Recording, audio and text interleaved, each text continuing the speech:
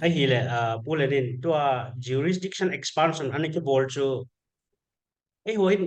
chlaya chu in het lo ham ai lo ado dal design chu in het lo ham ai lo pi cha ai te bon chu no ma ai hon cha chu in do dal lo ham chu kala chu nan sai ti ya đâu dal jong su anum nai na tribal mina ai lo le hill area committee mina za chum chuma chu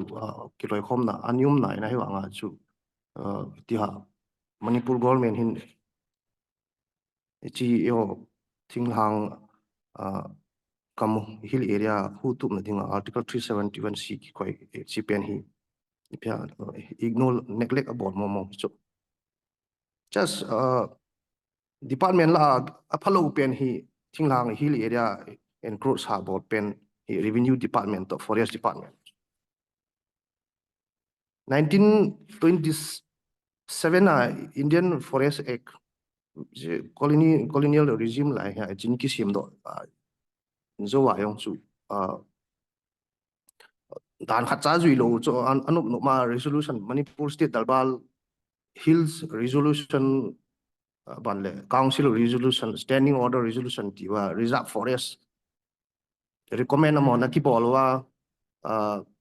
approve để đàn nó khi bỏ qua quay mà Indian Forest Act là procedure duy cầm này họ existing village chief landowner họ quay mà chỉ Indian Forest Act đúng chưa quay mà notify cái bọn ông lộ hết sản này mà ông lộ bản land compensation cái pina public ngã đi ngã equal cái bọn đấy tay cái tin là chỉ land acquisition act đúng chưa compensation cái pina mà ông lộ ai bằng tu này Birian government in bây giờ re-implement cái bọn là su chỉ không lại anh cái gì mà họ đàn đúng chưa anh cái gì mà government ngầm tạ ra nào anh số đó cái vụ đó su ima hi lo be e mu dan nu ya ni ki bol khat jam lo koi ma hau sa ngai he lo compensation ki pi nei mom lo su ai thei lo ding be khat ki na ana ding bol mong mong hi ya chu ngai chan gi su khap ai le to chu ti to hi ta le hen to valley jurisdiction om bo ai ho la nganum valley jurisdiction anum pa chu to hi ipit le angai na ba nga chu sa ke them chi bona to invalidate bol li chu um section 158 of Manipur Land Revenue and Land Reform Act schedule tribal ho gam hu na dinga section ho ki kwai chu district council hoi lai ha phai cham gama chi land transfer bol la dinga tribal ho gam transfer bol la dinga kham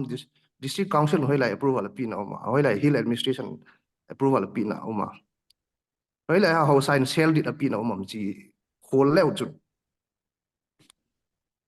ho sa gam ngan sin so chi jurisdiction boundary phai to kenai chin ho valley to kenai chin chi extend ki bol jurisdiction valley jurisdiction revenue extension ki bol oh you see kam you see in value chu oh thing hang au sagam au sign sell dit hoi lai pi na mam gift dit hoi lai pi na mam I mam lo chukil le Manipur chi MNR section 150 tung ju ya ko district council min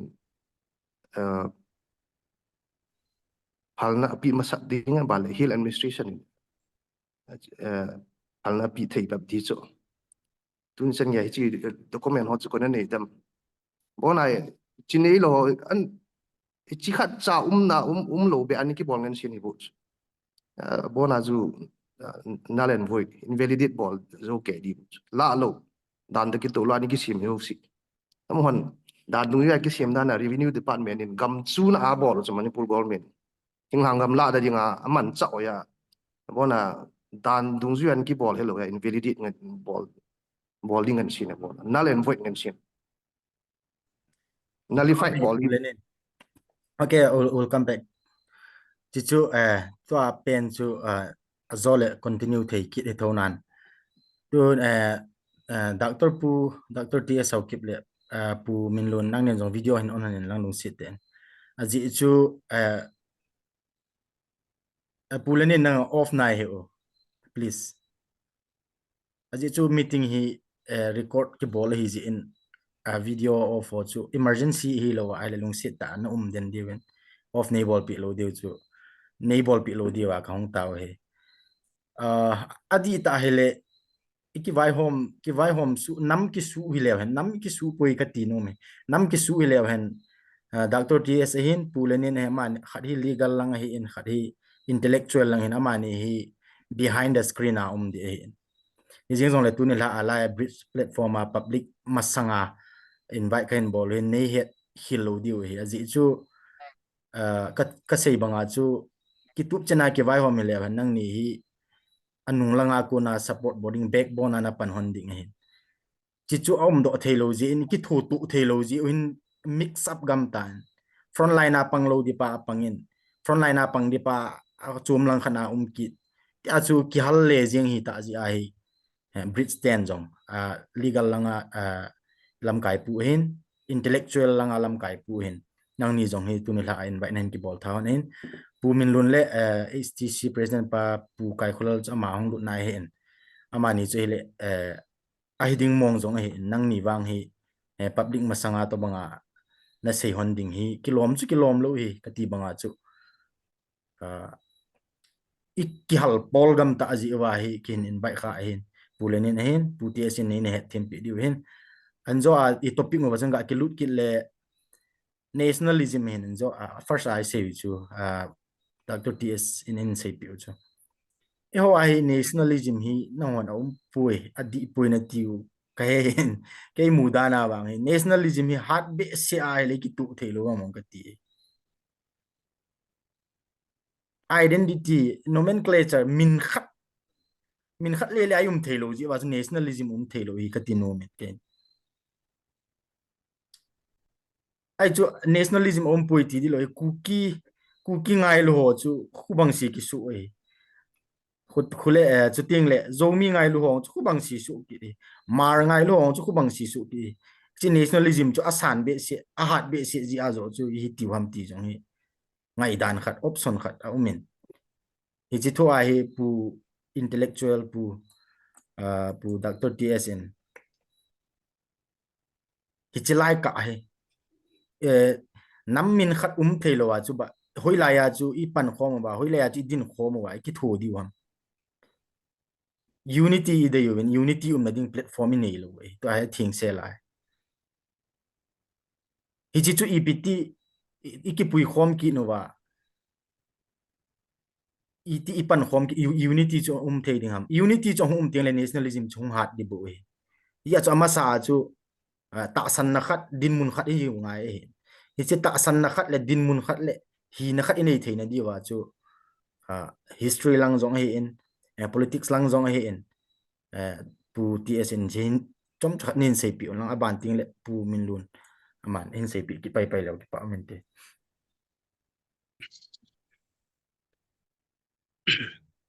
so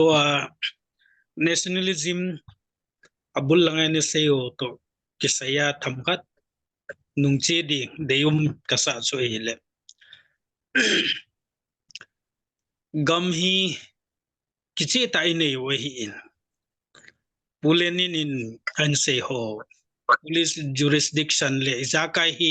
islangai hi ama expert hin ken lang knowledge kan e base upon ken nationalism le to land holding system to kisaya share ka bol nom chu ile First World War II British in India subcontinent hi 50,000 labor corps angai sat wa hi Naga labor corps sangthum lezanga sangthum na kono khasi garo janga na kono lusai labor corps sangni le zakat na kono Chin labor corps isopia ho kolgama sangthum le zanga na kono hibil hizala chu hicho reward adinga chu British in Naga Hills Lusai Hills Khasi Garo Hills chutale Chin Hills si pata patronize na bolu hichu independent era jong government in hitiachu hichi jurisdiction le demarcation also pata na zui hin I had diwa poi mo I had jong yum dio I hello jong yum dio ilung neo lo diwa sei nom chu hele Chin Hills in Adalha, Naga Hills in Adalha, Lusa Hills in Adalha, Khasi Garo Hills in Adalha, say to Kuki Hills say iti isu milo diuhin. Ipida Kuki Hills su dalha nom hum tile. Ipu paten ehon kumtum confront in the ballsy watch. It's he dalha Dalha wanga chu ameb hozong. Tua hi goti asamal kaiba. Library number pata patia Churuchanpur langhia hi le. Churuchanpur la jong hi tia chu umin. Gam hi ipu pate hon mi ei jong ithumang chu chapang chu ane apoket mani de kipi cho. Imperial British government in thilpoding lampi siamdinga ana ngai chat anakon ho si chu apte cha patronize bola to a state hiso ke hitan to India sungai hi state hizat uma inner outer room loicho ipidai Manipur hel kalai inner and outer room ti him British khang masanga pan azong Manipur hi inner and outer hill and valley hi distinct administration umjing hi ti hi isu mil lo diwin ije achu hi che hegil lo ho in Kala Greater Mizoram po ise jiu hi na Greater Mizoram umnadinga chu 1965 achu eho Kukizo CSO som la thumin konpui thingkang phai Churuchanpur hi so in a kai o hin ahi wanga chu government of India ipidia purposely eho Kuki Hills Manipur se chu adal ha only British Lusa Hills chu 1987 as a government of India state upgrade a bolham zio me so ayi chu Kuki Hills chu undeclared sale go Kuki Hills chu government of India na he chu nikhat nile chi thu yung ki podo de ti ja chu eho in Mizoram Lusa Hills to khom taute tia hom na se chalanga kangpo pilanga ipita sanapati le chanenang icho chuile NNC le MNF kinop to na ne hin omdans ahi wanga India government in apom de lo hin na ho acho mai da la khel khal naw su ipgm tile Kuki Hills 2 hi nikhal la hung pot do de ti zala cho government in purpose la da la I had him lo tam pin ja chu tu kisana 1960s Greater Mizoram ding ahi thailo kichi ta tu khangjenga jong Greater Mizoram eho nam sunga umjing pa hi history le izakai geopolitics ihe theme lo ji hi ti hi tunia chi hi amit takibin ahelo ho jong ihil che no wa I movement of his ke chi pidi ti hi say no mahin chotale abana tua let me come to your point. The point to Peter Sambai, please, will you please kindly repeat? One nomenclature in nationalism. Nomenclature. Please, 1 minute. To think like inner outer outer ahi. Eho itang hi. Isopio biha isa duo pachana ba chalai hong sin se chi thapai payo 1904 hi British government in Sarji Grelson angan sewa makai na hi linguistic survey hi Indian subcontinent hi Bangladesh India Burma ge hi linguistic survey hi abol wa chachu achi na wa tribe ho chu amho way of food habits culture tradition so jo se chu Kuki Chin group ba koi loi uma Naga koi loi uma tua linguistic survey of India khu simleo han tangkhul ho jong hi akala le tangkhul Naga Kuki ajong tangkhul ajong an koi naw jong chu ale ise nom pe no chu hi le gam khat ki ti chu chil chama nam khat pau khat tho se ti chu ngai lo we chu na ne thema samboy ya chu tua iseo Naga Hills jurisdiction Chin Hills Khasi Garo Hills le Lusa Hills in adala si chu Kuki Hills se chu ichapa hi isu milo di ichapa chu say nom now ahin tal common nomenclature chu ipidiam thel ham tile Kuki kitinam hi ipu paten hat valo ahin yedo in 1770s langa pada Bangladesh Chittagong kumsom nila group zen hi British te hi anasu boizing ohin aban hong kitola aban kida chu Tripura 1860-61 pata su boy kidowa aban hong kitol kina 1917-1919 kumtimwing su epicenter tua Manipur ahin na hizala hi in hard base as you watch head ma bangwa chu gamthumai hop khano aban kille government Indian zone ahead chu izo puleni na say banga chu 1956 masang sia chu Manipur hi any Kuki any Naga any Mizo ti omezo I was 1956 Sadu tribe Sadu caste modification ega chu yo any Kuki amsi chu tribe som nile nizena I mola pada zolsan in hop khanole divide and rule chu British in divide and rule in the ball chu government in Indian ibol son kidole kum som segi kum som get walzen chu thune pin gamsunga vai hom colonial regime anabol ki hilawa government of India anabol kidja chu ewa yo nationalism hi intra nationalism hitana izo asay bang what's a tribe ho iha khosa bezi wa chu as a whole chi om thailo na point khat zong so hin ani na chu majority hi very important hin majority group hi tu tam tamalon na banga chu majority group hi hin accommodative hi ngai na ahin e ho chi chu izo asay ta in mindset do attitude do tu chana ke khel nai lo e chu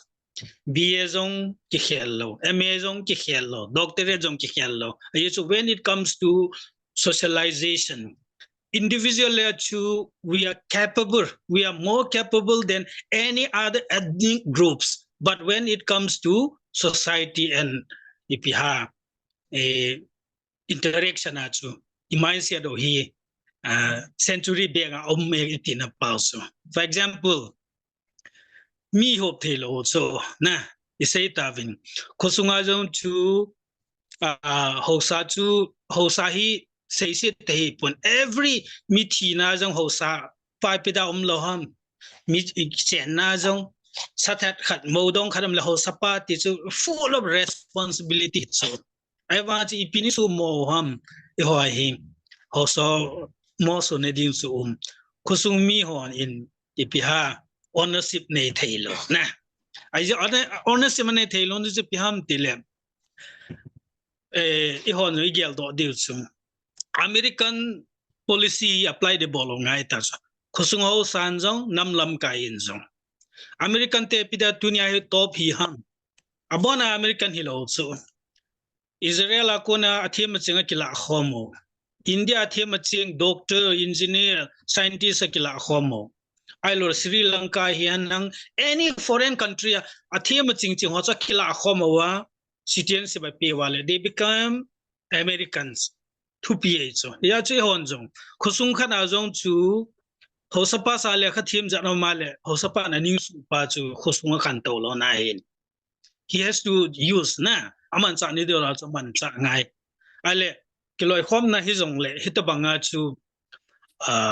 ka thim ching ho chu ikai khom wa hele individually chu lamdang ka sa chu ken e ho hi ukite in a sat mo we are talented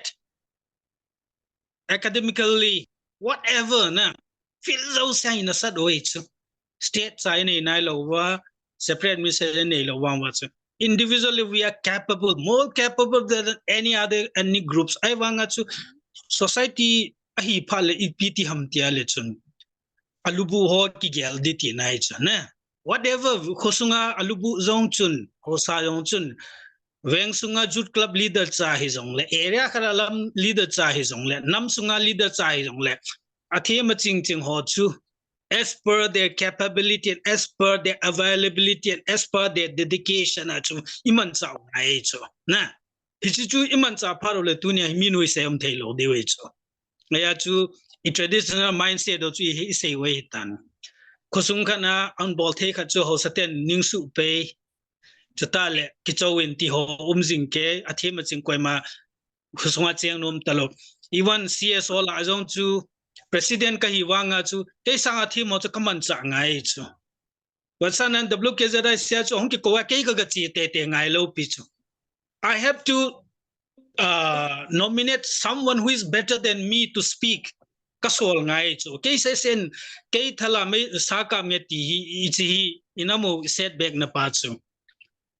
credit de lo din na credit chu ideology che po wa hele kin kum som kan boy piong chu ke kama po na min ani thelo de sang boy nang mina pot ngai chu hi chu kayang set lo de ku ti pa le chun nam chu khang to de ti na to hi wa ke muda na him ke mun khana lam ka khat kai lekin represent ka bol te di ke se hi te di ti pa za la chu ke sanga thimin ke sanga dedicate hon chance ani ta lo hin na ya American style hi podo leo han inam ke lo khom na to sang ya ha din tin mi o sense of ownership nei in tin chu ta jong le accommodative hi na dinga chu na wasana kin kana se jing khat chu ke hi 1988 apana hi I know very well Colin Kachan ka he chu Colin Kachan na pa chu ipiham tila mina to nom lo nama tong di ti khat pa chu tu kumi 36 years ipanaitan 35 years sana chu I makase ngai lo hi chu awa tu 36 years a he ke yong hi tit for tet hi ka bol ze min kala aji chu pona da tam zia chu min azada khan ti sei nom pa chu piham tila mi yo si hi kel ngoi ching phain a kel ngoi chung api agaya ma ola ke thon pi chu na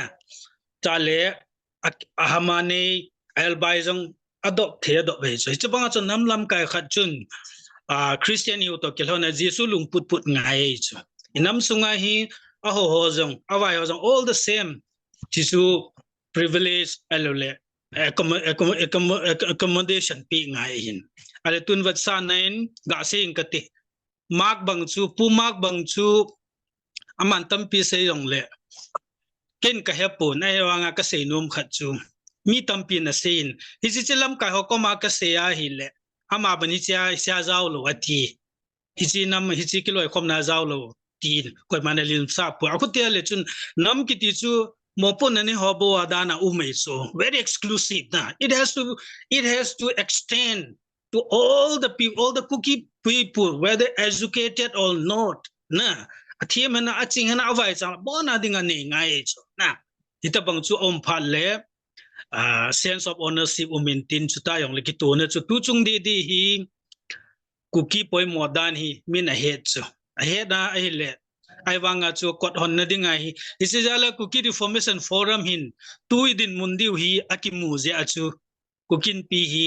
nomenclature phatachi theina dinga panani ki la pa chuna akiseitan songbang bo ke bangjing ei chu na le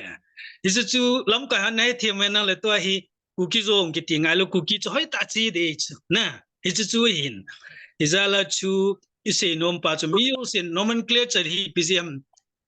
leader ho in imu saulo ji tina hinna I public ho cha phara pai chu ade dia nam khadi hi wama Kuki nam sunga thado speaking hi mi phai chu alungjang aching ta tam hi ang la very sincere very honest hi chu mina sei se ya mangtun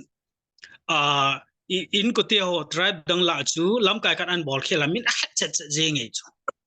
ale ya chu in ko te vaton the pen chu pete speaking ho hi chu pete speaking ho chu lu sei speaking sang ayo na sai chu amola bang chu tribe cham khat ni veong ki so na chu ideology chu adi lo chu very transparent hi na chu sumla pai chung chang henang ep hi zong ale ho hai tu ni chana ken kana ponat pi pen chu 5-7 years back at ziri bama inko meet whom 3 members of the family they were drawn wadunga tuila thitau chu ho chu panpina tam pi chu public tu ni chana hizani chapong hoi chi mi khana hiza da ki coin hiza ki ma ti ku public hello pi chu alejala chu chasa chung changa chu ken kana se chu that was not from Kuki Reformation Forum okay individual me ya kana se chu hit bang hi cho hi secretary pang hanang hi cho hi piha watchdog auditor in pangle hoi ta je chu milong in zong hen pi mai le zong an pi cho chu nam pi ling hi phal le hi chi chu audit ki pa thu se ngai cho kuroli za dong ludin hi chi ho ni za den pin hin si za dan ki mang chan hi chi insanan ki mang chan chi dam doi ti ho chu hi ta bang chu bol thei lo now chu pi leader ho ji lo ha na hello leader has to must have accountability leader must have transparency credibility ne ngai hi na ya cho mi malin ko hi chi ka tinom pa ewanga chu kiloi khom na tua isopio tribe ho hi hitabang chu very clearly chu audit kichi cha na ma e ho thado speaking kiloi khom na hi hitabang chom lo ji a chu e ho atam pin te in hitabang audit thelo 2000 digital era audit ki bol thelo Kuki kiloi khom na chu iti kun na bel the dam na hello ha any particular koi api panamen su kitana umlo proper administration ni macha umlo na chi main hindrance he ti chu ken kamuda ne koi mawang personal din kavat da but we need to change na we must change we must have accountability ken kan say in student life up in kan say jing chu social kan ja business bol nom hon sum hon nom hon business bol diu nam ngai ho bo na mai pan diu MLA kai nom ho MDC kai nom ho social activist ai pan diu nama cha ngai lu cha i pan diu hi ti ka se lo koi mane vat nom pon ai hong tunia vela ka se nom ki cho nam ngai lu nai thuta se ngam ngai hin thuta se ngam ne dia cho sacrifice tampi ki bol hin na for the last 35 years sacrifice ki bol ja chu tunia chu hang sai ka koi ma particular hello di thuta chu ki se ngam hin chu ta le ja chu nomenclature hi e ho ni su mo we hi ye chu let's change tu hi final a hi tai tu chung hi phata I pan lo wa le chun Kuki jong hi pe te sim te tha do te ko velena na di din mun ji very nice khatin ani na political movement ai tu chung hi I tha wa le chu forever it will never come back ti pa chu ka say no men na adang ho cho le ke say nan te hong sao zep tai okay ki pa omen ken ja la pai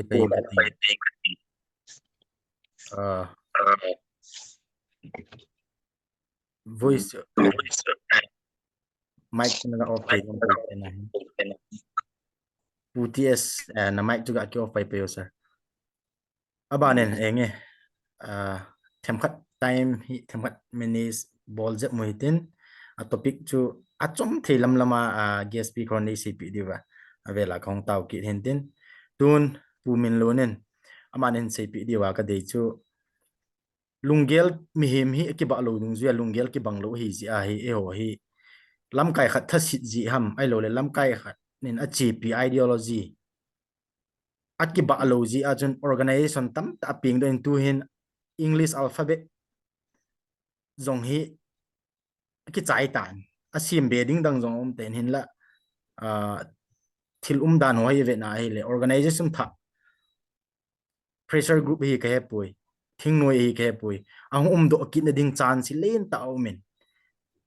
ito bang din mun a hi in chi chui pizam ti lungel ki ba lo ji hen bridge te yong hen neu chat minute khat ga la leng bridge te yong hen ka lungel lo hi chi to bang lungel ki ba lo ji ideology ki ba lo ji a organization tha khat ang pot do ki na yong le phachum di lo ding hi mi zo sen het saw he tan ji chun chi ho om lo na dinga chu ki ho tu zo a tha sim ta lo wa a lu ya i dei lo khat pao chu ki ho tu zo a sim phat na chi khom zo ding hi ti hi kyong hen yo a bridge yong non violent revolutionary movement dana kan chi pi hin iji a chu tu a pu min lo ni ka do anom chu tu a zong hi din mun hi le chance len ta mai chu organization tha hong pin do kit na ding hi chi hi ept I khawa hi chi hi ept isu tang thei di ham pu min lon please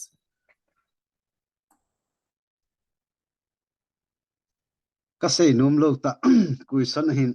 ka sei num mo the ai chu ja doctor pun long tam ta sejin ten legal affairs pan legal to ki sign tam ta sei honin tunia hi ke ki ge la hi tu chu separate administration movement evolve wa gan le tu mi pi lam kai ha sat tem le abai i ti lam panga hi mi hi kilung tu thei dam ti lang pa zo hi le ka ti hen ain nin do ngal le sei lo wa hai mo ahin to na question hi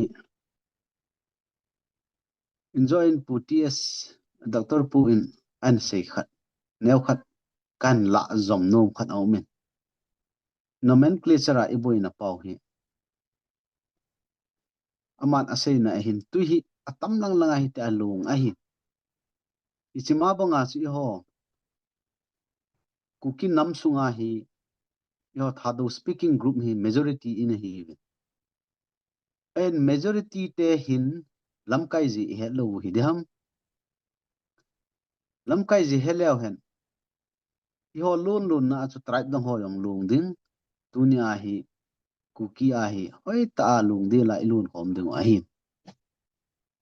en chak ponan ta khat hi kuki hi tribe suding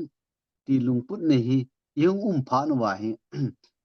ichi kuki nomenclature hi pau chum tho hon kuki chu thado speaking group tham khanin tribe aso ding a hi ta le kion ka support thei pu ve nomenclature ani ati pau hi ichi hi arut ko sa ding kamu che phamo the jengin hichi ji a hin tu chunga ade a inampi movement wa yong hi ikilung to thei lo now organization ama organization level ama tribe hi na a thu ki se hen chan bu ki ne hen ai lo la sei kot mun ki ne hen ti hi hunging do kha hin ichi je hin alampi phapen wang hi kuki hi tribe iso lo dingu kuki hi masanga 1960 langa en kuki tribe an hi la ya tribe zo se kipun khoma kuki an hi pa hi tua jong hin ebang akila poi katin ahin thado speaking group ho hin sacrifice ting tam ta aumin hi cho hi lamkai ho asei the riten la lamkai ya pang ho zo si hin aki he so kai dung hin tu ni hin kin achang chale sei pung katin hi cho zo sin kuki nomenclature hi cho loi si hi cho si hi sacrifice aki bola hi le tribe dang si no an pom the ki ting ti a her su ke jo hi je in tu ni khwa hi thado speaking kuki alam kai pang ho zo si hi tu ni hin avialin request ka bol no me na ho hin kuki nomenclature di ta ang su kin na ding hi na her su ke jo hi je hin na ho kun akingamin tribe dang hon ep ati ale tu ni khwa hi kuki nomenclature a apom the lo ham ti jong a reason na he su ke jo win I so zo si hi no ho in tribe dang ho ang sunga na phun do thei tengule sacrifice na bol do thei tengule tribe dang ho wa hung kilen tin kuki hi nation nomenclature a hi ipom ki dingu hichi a hi lowa tu din munai ichi jengu wa hi le injo a anchor pan na sei banga chu organization hi atha ping be jing ding ti pa hi hung ping ding a hi tuin jong iwe na hi le churchan pulanga jong izat abol wang itlf abula itlf atiwa nasata a ichi spearhead abol sa wa ai wanga chu phat chom khat hong chi jowin itlf sunga jong a support lo group hong tan kuki support group hong min zomi support group hong min I cho hi tua isei ma bangwa nomenclature hi isim tu lo le abana jong hung pung be jeng ding a hi in chilang thu hi ka ha sei no pun aje cho kalam kai na to yong kitu pun tunia question ei bol pa jong hin lam kai pu yo ne thi mai jin lang ka ha sei gil num hi be zengin ipi hil achai na ka sei num wang so ikilung khat lo o kho in kilung khat na dingin kuki alam kai ho kuki mina thadu speaking kuki mina lam kai ho ahin chuteng le tribe zo sia tribe min pi lam kai ho ahi win sacrifice ibol diu tam ta aumin nationalism di ta ichi pi ding wa hi le idal ha diu tam ta aumin hi choi dal ha witin lungkhat takhat in pan la khom ki nu de ti wang achai na ke ya tim na kan ne ye ka ki pai tor pu hin chale pu milun milunin pu nat na ai lo la enam piwa sei de ha imalawa ki gel ai wanga si malo ai wanga chu nam pin na lin su thei thil ho min nomenclature pa he a bui hui dan he an vers a hon man ta ki pa thu i sei si amonga chu nomenclature nationalism ai lo la nation kha do theina chu min chu poimo ma hi e la hi chi min pa hi sei de ha very flexible ti de ham rigid thei lo de ka na banga nationalism study ate bana lehin primordialism ki ti khano men ji primordialism ki ti chen ni pi war sam de le ti san ki bang chon dan khan dan ki bang o men ara chi war ki dal hin constructivism ki ti kin a pha le nu ku ki khel dung ju ya hi min ho jong hi khel le the hi chlai ta ju chi nam len helang nam neu hi jong lai lo le e phung chunga ama chang tuma le doi nei ai lo le biam khat political power dei si a chu it mean flexible opportunities din mun lai ta ho chum advantage la kha le da hi de khana hi inam sung hi kha hi in ma hi ba hin nan cha wa pumin nes manga chu e lam kai na ma sa ho atam pin de lam kai na ma sa ho chun e i sei de ham vision ai lo la khununga thilung lung ding khai anamu sao han lang and dagdam puna sei banga accommodate hi mi dang han bol le chen hita banga hi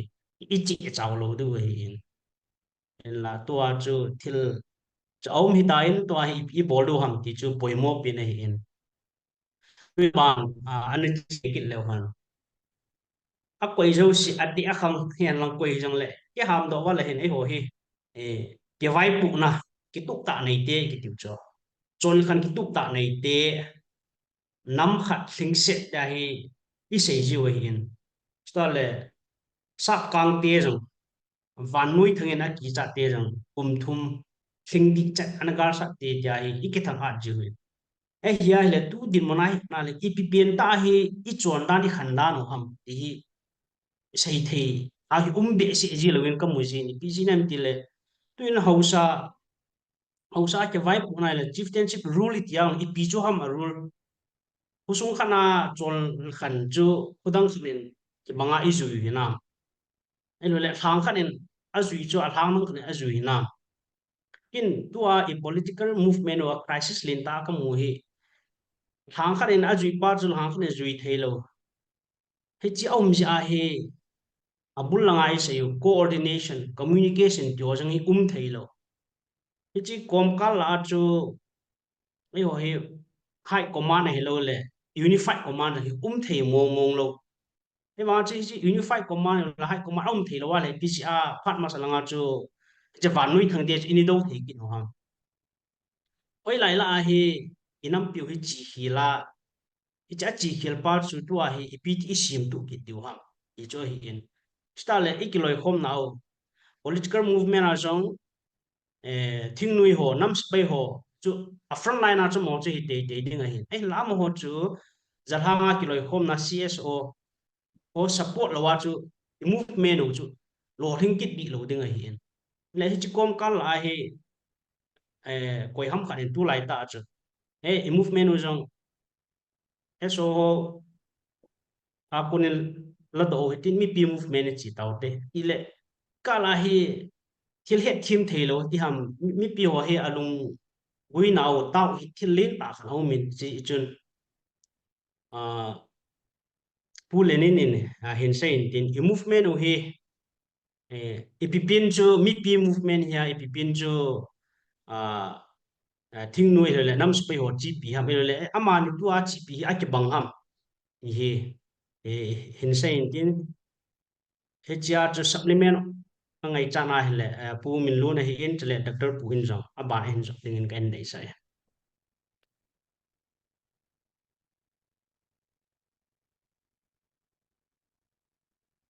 video sorry một thế tam không thể tu ni chân nhà he năm gol ho ni zo or thi chân chuan ball win su an la win chi political dialogue an chi pi jing win tu chung separate impression iti na wa hin masa am hoi su group min Manipur integrity ke thai loading ya territorial council ani demand pe no chu amwa kona ki za cho hele upgrade ka ball win VP de dong chu in separate administration ka chi pi we ti khat chu chi dong ya ji ke hona ban chal jing he ti chu se ovin last year two chan ge crisis hom zo hin khat ve chu ke hona zo ni kini in separate administration hi su group mon lead a bowling thu chu hong ki zai lead a ball diu le chun chi su sign ani ball wa khat Manipur integrity ke thai loading ti close pen chu withdraw a ball masat di win ani ki se china ban chun amon jong tuni chan ya chu personal ya chu ke ho na chu alo thu do na alo le inform bol na wang chu ke ma sai chu ke portfolio yong ai hin ke post yong ai hin chi president hon a hen ngal lo ken ka he pot na ya chu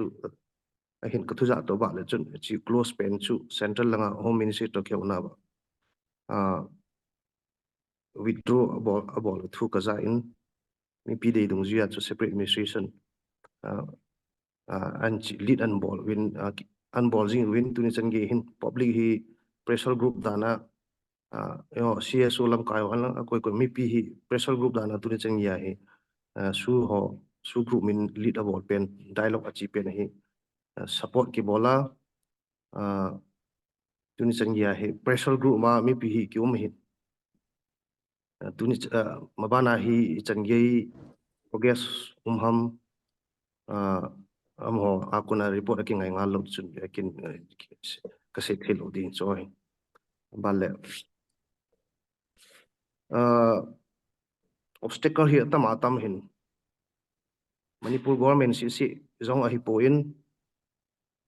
dang zong e ho against a hi separate administration i demand sung wa hi against tampi in e he organization kilo khom na chom ya he phat hyong lu di hin lampi wang so me mu chu mu te din phat lu te i tho hat phat vai le kinep la lo di hi thil hi Manipur government to hin zua ka sei ho case ho ayong tu changi ha argument la hin boundary yam katin to he separate administration ki mujin le boundary issue til tam ta government hi yung ki chu di lai chu revenue expansion ni bol ki ho gam man ti na the lua hong pong ki diu gam thing lang gam hi cham khana hi Manipur gam he te an chu na the diu za khat he mon jong tam pi point ani ki sim do ai tan cho yu si su thiam diu chin chung sa he wa obstacle in e ho ti deal bol dam ti hi pha dung ju ya thum dung ju ya su lap jingai hin cho kuna cho ban mana hi thu hi hung chal di a chai ne khat chu hum di hin ikinap la lo di het su separate administration target e goal hi e ho chula avela me le te to phai cham sunga cheng khom ki tauti ki ti chu lai koi inup lo hel dio hitan anom ding zong ka gel thi point cái personally ông kanum pun nam mi pite ông koi ma anup ni ông kata sak pun ya chu aki khan thing sel hitawin I ho dinga chu separate musician ti tai lawa chu I life han lang I property han lang I kamu zol a secure la ding dang lo pi ki sei zol ya chu administration hi ki khan thing sel te te chu ku ki tia dinga chu koi mo pe ni tu ai ya chu chi in target now I mu na te dinga hi pi hung am obstacle pi um so you si ki mai tu pi du softball la ding ego diu central la demand pe ni constitutional demand da ki to lo ai demand no hi puin nam mi piti hokati no imu te te diu heti chu ke ma lungel he chu kan se do no ka ki pa pu lenin en sei ban zom chun pu min lun ang ka dung leng to akan sei ma banga chu a movement power he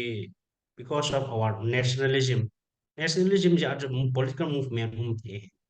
a hiala to ami tampi in mi pi ho movement achum le SONU yam ho movement achum ti dana he lung put ane pau he nangin achum chuman mu ham tu din munen akichi ko men khala kha aki to so tuin mabana ki no zinge ti skala he enulungel in sai le chen ngi pa min te chom chan hin don but lang ke mu danin chuteng le ki jong hidinga ka kin mo hin spearhead ibol sa UPF ke no in nampi thalenga separate administration UT with legislature hi cha alhai pi pau hi nampi hilanga nampi in ikinep now alo le nampi in kilung to ta a ichi pi pau hi to akikal na ima cha ompu ahin mi pi hin doubt ane ji hi inzo abullanga jong kan se ji hichingan si ho ingan si ho representative ho hin thakat zo si ham thathum zo si ham le nampi het thei dinga hin consultative meeting umji han lang tuin hisan ka phawin central government lungel hiti aumin to mi pi te hiti apan na la ding ma hi ai lo le civil organization lam ka hiti apan na la ding hiti hi phat dung chu jin hitin ki jama jing the yan lang hi le mi pi to lam kai to ingan si ho ki ka ai communication gap lo ding a hi communication gap hi ahum ji teng la hin mi pi hin mi pi chi pi achum hi da ingan si UPF ke no ai lo mle ho chi pi achum hi dam ti hi lungput anei jiu hin mi pi yong hi oi mo lo ding o hi lam kai hon no isei diu mi pi I her sa diu lom hi apart sa I her sa ji lo wa mi pi yong confuse si hin sain ke ga sei nom chu hi cho ta bang om ki lo na dinga hi ki ta san to lo na ti dam ai lo le mi pi achuma chi a lam kai achuma chi a hi teo mindset hi om lo na dinga hi aphat dung zu ya angai kho dung zu ya mi pi to lam kai ki za ma tu jing ding hi ka de sa khat khan sei hi ka ki pai